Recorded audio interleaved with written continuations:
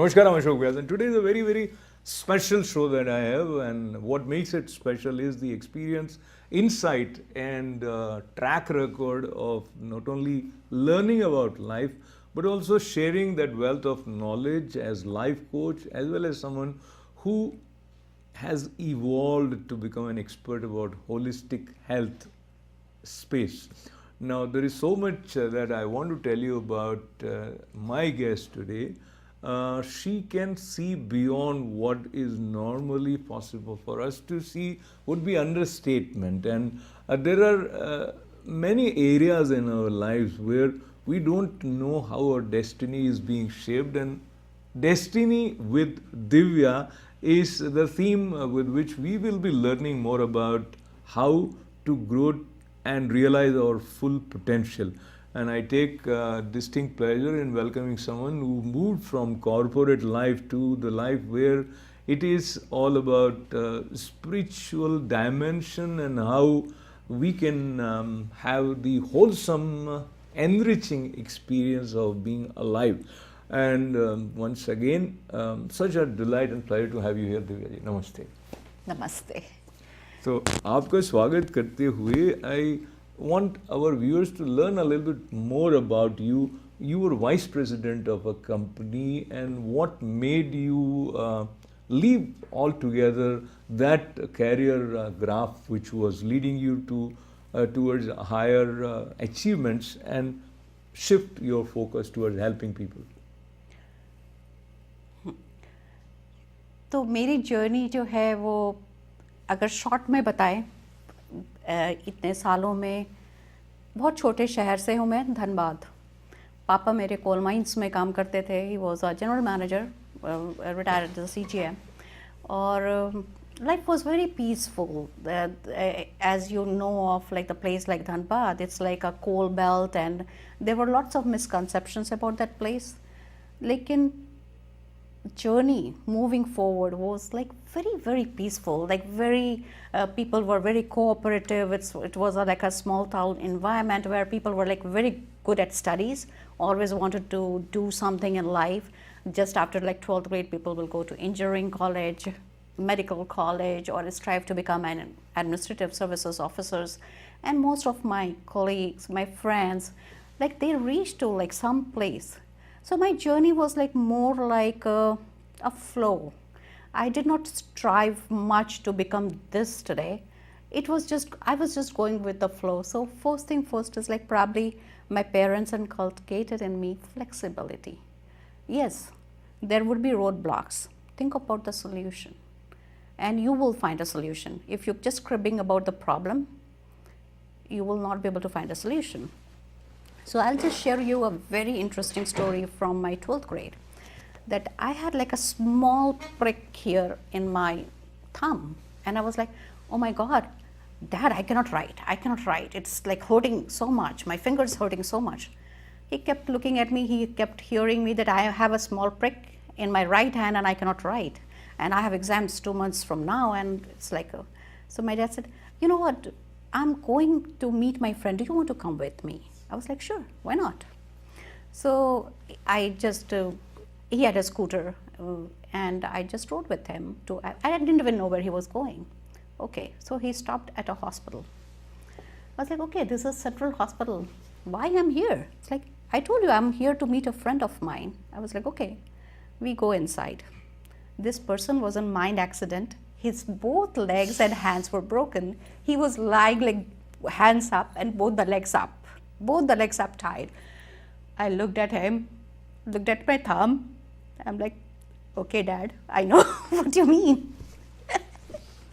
So we can look at a problem as a very small thing and as a very big thing. It is up to us how we vision that issue, right? And that is what my biggest, like I have many lessons, but this was one lesson that I will be always indebted to my dad that he gave me. He did not say anything that don't worry about it, it'll get healed, you band-aid it, nothing. He just created a situation, and it's ingrained in my mind. So this was like most holistic thing to do to your child, right? Do not point them. Expose them to see Yes, for themselves. yes, just give them the opportunity to learn, right? I moved from there. I got into college in Kanpur, which is like plain. It's plain in India, right? I was from a coal town, and my progression was into plains of Uttar Pradesh. I am in HBTI Kanpur doing computer science. Here I met a very handsome guy called Sanjay Madan, my husband.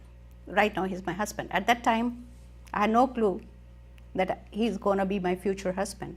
I see him and I'm my God, something happens and I do not know what's happening. And that was my mystic journey started with him. I'm like screaming at him, like, why don't you say hello to me? Why don't you talk to me? I'm like yelling at him. And I'm like, why the hell I'm doing this to him? Like, I do not know this guy. I'm like, when I turned around, like, I do not know this guy. But like, third day I see him again, I'm like, why is he not talking to me? I'm like, why I'm bothered about this guy? I do not know this person at all. And slowly,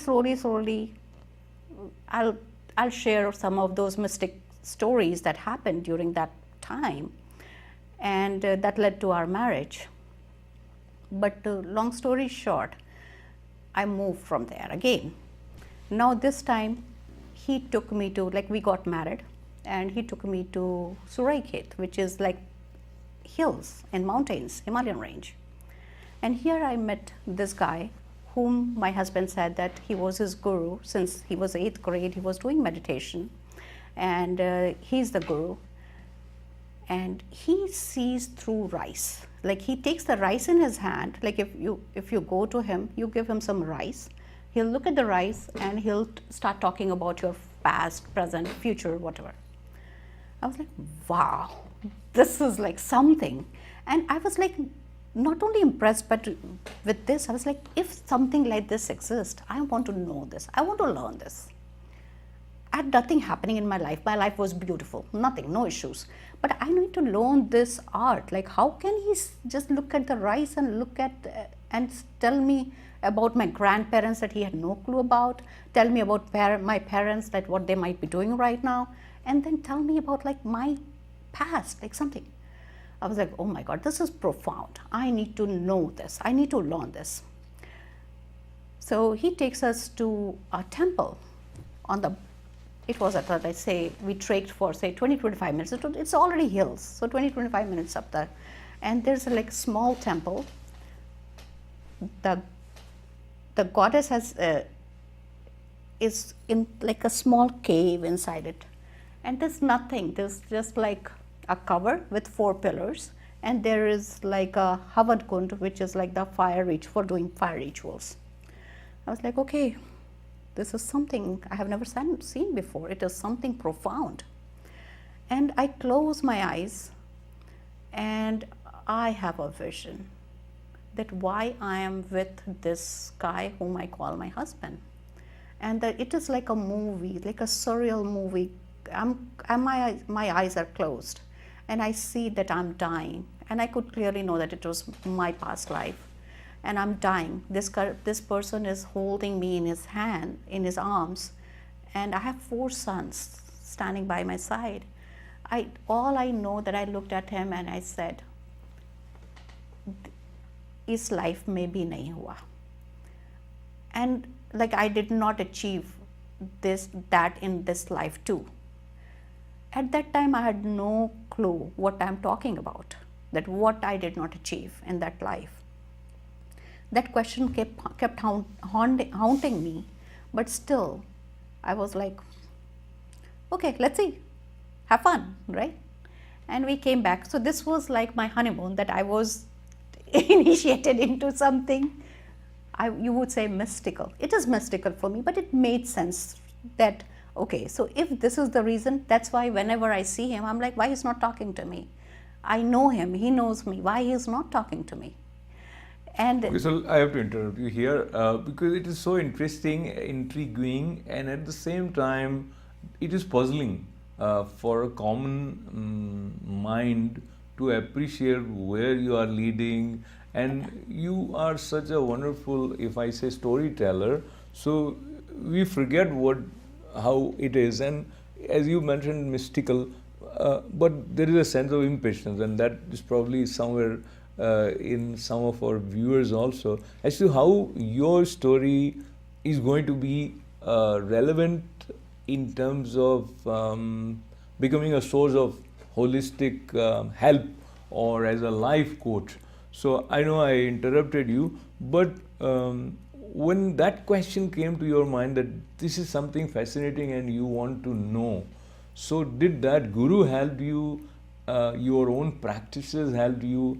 And if we jump a lot of steps, then where you are now, do you see that seed of inquisitiveness which you found in yourself, seeing that, looking at the rice, he can say past, present, future of the person in front of him. So have you reached somewhere near that desire to learn about this art or knowledge? Yes, very much yes.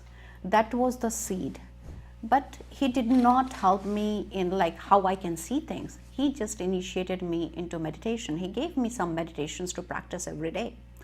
And I was not expecting anything out of it. I was practicing. I was just doing the practicing, and I liked doing meditation. That was it.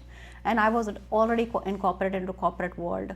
I had one after another. I had 2 children. My daughter came in my life, and then my son came in my life.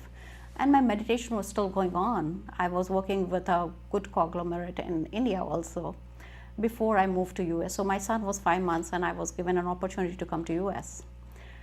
Just before I came here, I was introduced to Reiki healing by my mom. It was again a very profound experience, and I practiced it. Like I learned it. It was 2-day, full day. And as I was told by my teacher that I need to practice it for 21 days, 1.5 hours or something. Like this was like 3 minutes every point, so 21 into 3, so this much time you have to practice every day. And I did, like just like small kid with me, I was practicing it. So I always knew if you have a priority, you will find time for it. It's not that you need to like special time, a special day to practice something. I practiced it. And just after that, I came back to, like I was living in Delhi at that time. My parents were still at Dhanbad. They came back. I was suffering from thyroid since I was in college. I had thyroid issue. I still have like a small gland there.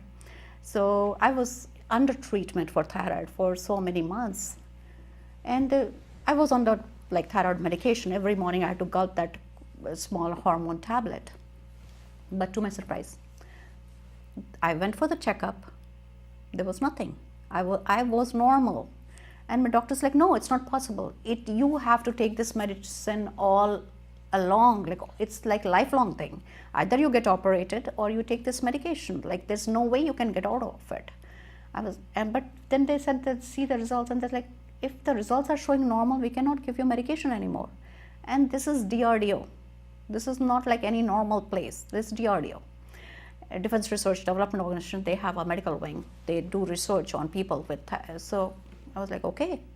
So like, then I was like, what exactly might have happened? How is it possible that I'm not having this?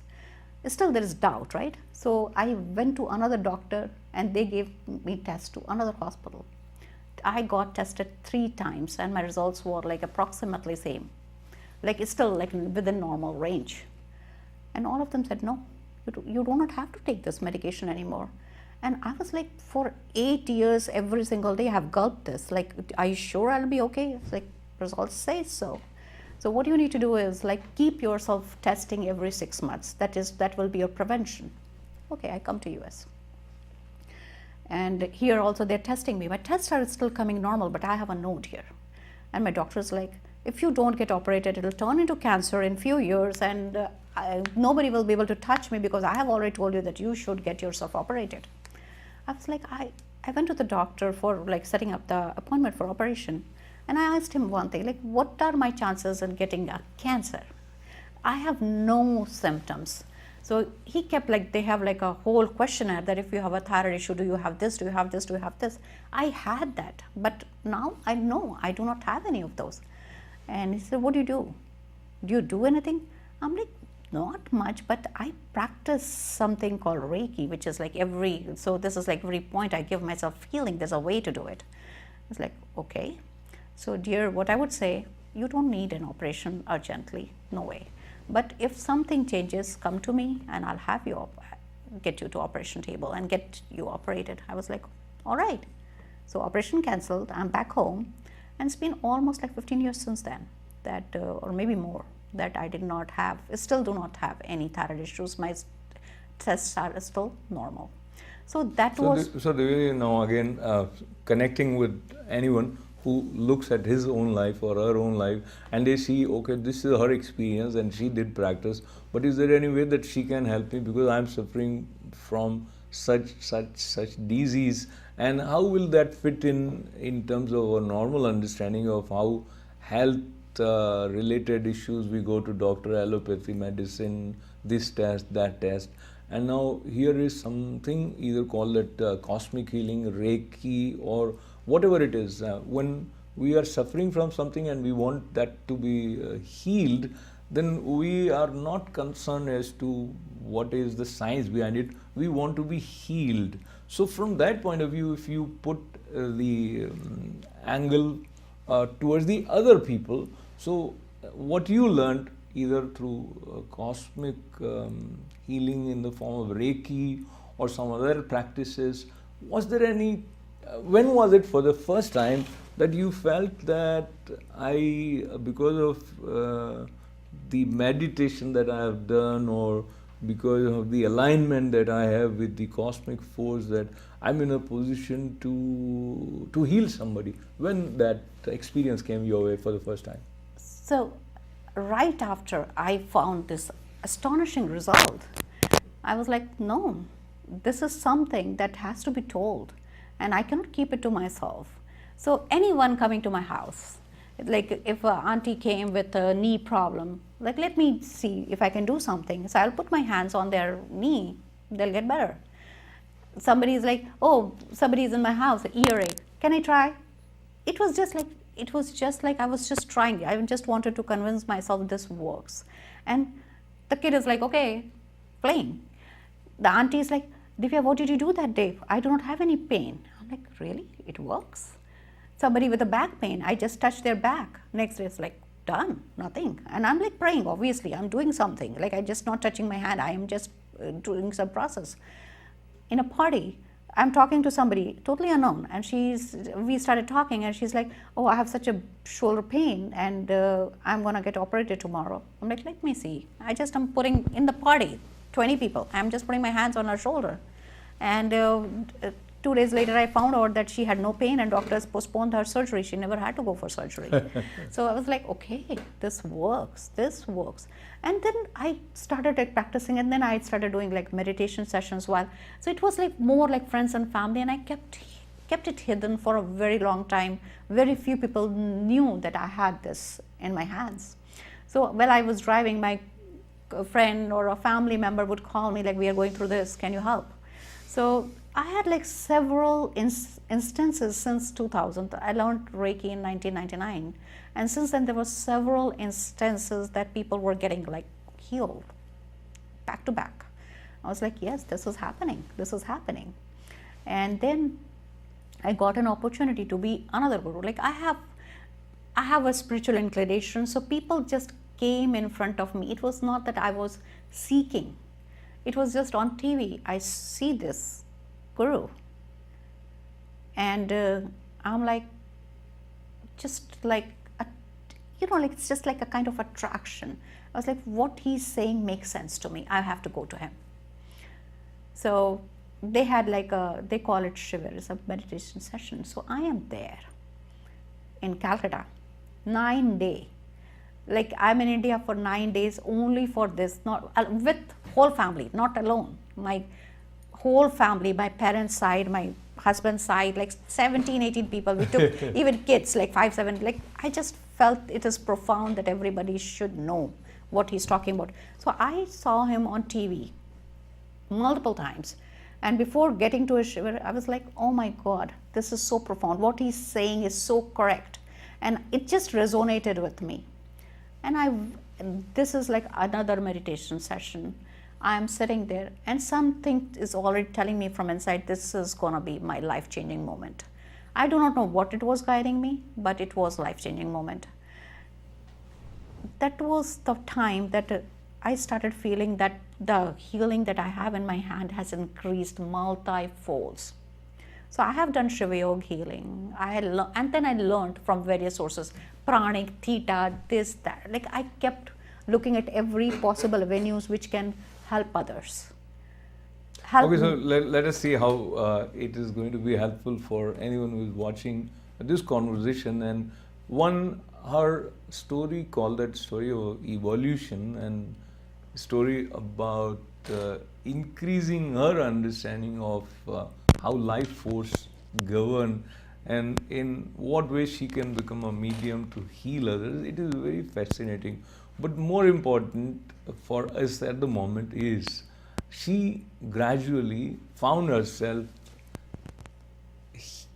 becoming one with inner calling to be more focused and dedicated instrument in the pursuit of offering a sense of healing and helping people resolve different kind of problems. But today we will just touch a little bit about the health issue, the way she narrated. Many of my doctor friends would find it difficult to comprehend what is she talking about. So let us jump to the moment when somebody said that because of the intervention or the help which came my way from Divya, I got healed. And there must be some doctor in the same social setting who must be wondering, what is she talking about? Did you come across such moments? The good part is, as of now, lots of doctors' friends send their patients to me because they know I really respect the profession of medicine, and I feel that if Ayurveda was complete, the other medication system would not have been formed. So yes, there was a need, and because of those needs, all those medical systems are in place. I really appreciate Ayurveda. I really appreciate Chinese medicine or Unani medicine or allopathic medicine or Western medicine, whatever you call it. Everybody has its place in everybody's life. So what I feel like we are complementing each other. So recently, it's a very recent experience that one of my doctor friend, she has sent one of her patient to me because this guy was suffering from allergy issue, edema, for a very long time. And when he came to me, as soon as I started like working on him, so I do like you can say like scanning, right? And for that you do not have to be present with me. I do not need anyone to be around me. I am better off on phone or Skype or anything, because I work at a different level. Like I feel that with my practice, I can connect to a different level. It's very scientific. Like you have a physical body, right? Then we have a life force energy body. Like we all breathe. That breath is not individual to us. This body is individual to us, but that air that you breathe is not individual to you, right?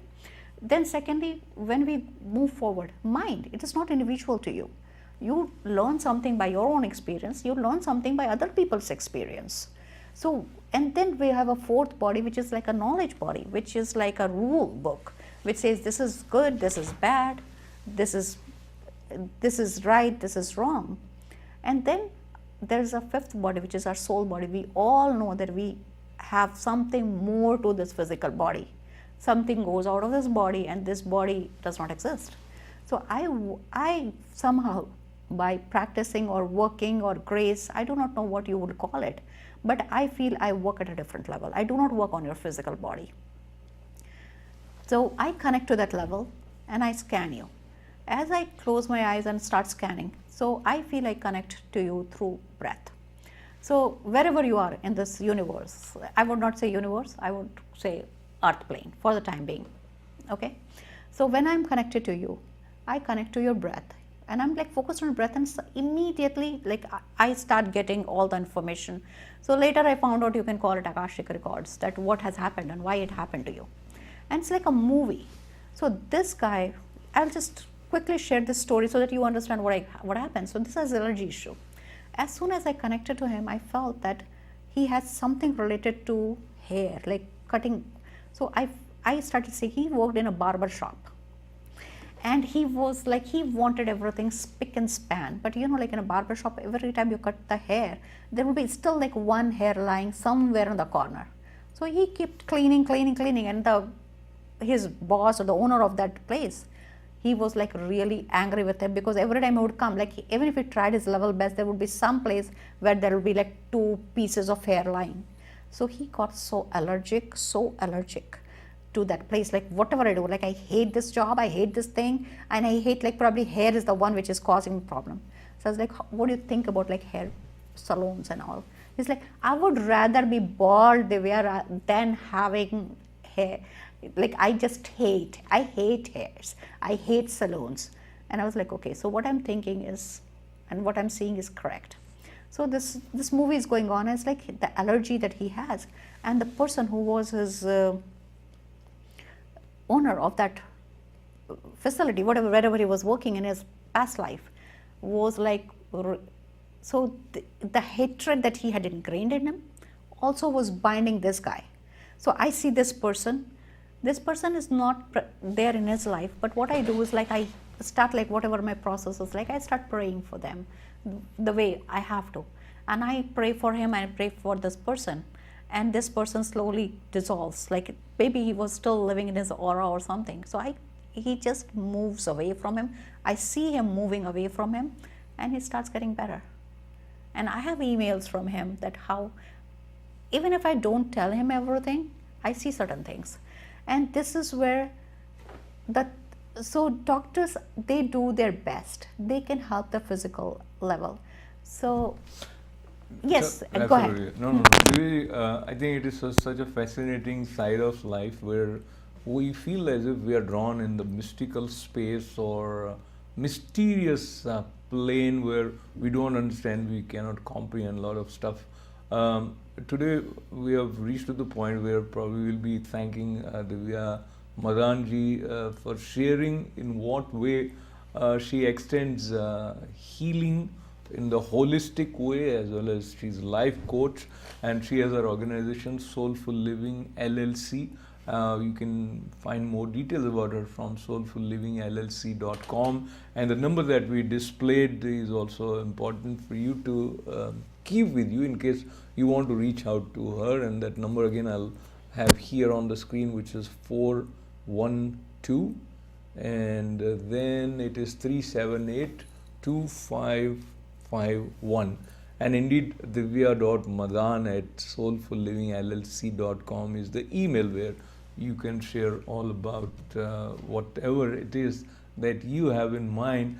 And in this 30 minutes time, you must have been amazed like me to see the transformation in terms of our understanding about Divya Madan, starting from a small town, doing her computer engineering course, becoming aware of this side of life which is beyond that which is visible.